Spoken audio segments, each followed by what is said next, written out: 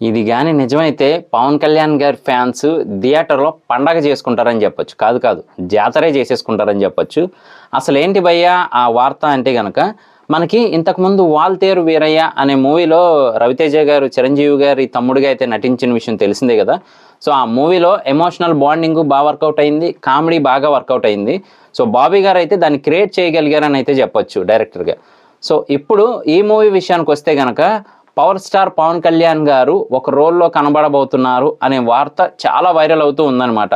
అంటే మనకి ఆ టైటిల్ గ్లింప్స్‌లో కూడా చూపించారు కదా! వాకింగ్ అనేది చూపించారు గానీ, డైరెక్ట్‌గా ఫేస్ అయితే రివీల్ చేయలేదు. సో, ఆ క్యారెక్టర్‌లో కనబడబోతున్నారు. అంతేకాకుండా ఒక మెయిన్ యాక్షన్ సీక్వెన్సెస్‌లో ఆయన కూడా వచ్చి కనబడతారు అనైతే చాలా వరకు వైరల్ అవుతూ ఉంది.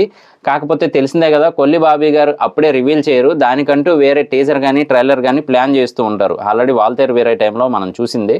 కానీ ఇది ఎంతవరకు నిజం అనేది మాత్రం మనం వెయిట్ చేసి చూడాల్సిందే.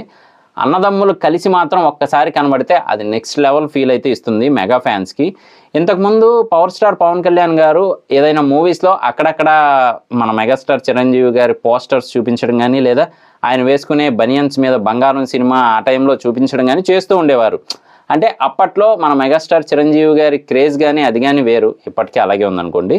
సో, ఇప్పుడు మళ్ళీ పవన్ కళ్యాణ్ గారు కూడా స్పెషల్ అపియరెన్స్ ఇవ్వబోతున్నారు అంటే మాత్రం అది నెక్స్ట్ లెవెల్. సో, చూద్దాం. ప్రస్తుతానికి ఇది రూమర్‌గానే ఉంది. ఇదే నిజమవ్వాలని మనం కూడా కోరుకుందాం. ఎందుకంటే అటు తిరిగి, ఇటు తిరిగి మొత్తంగా మనం అందరం అయితే మూవీ లవర్సే కదా!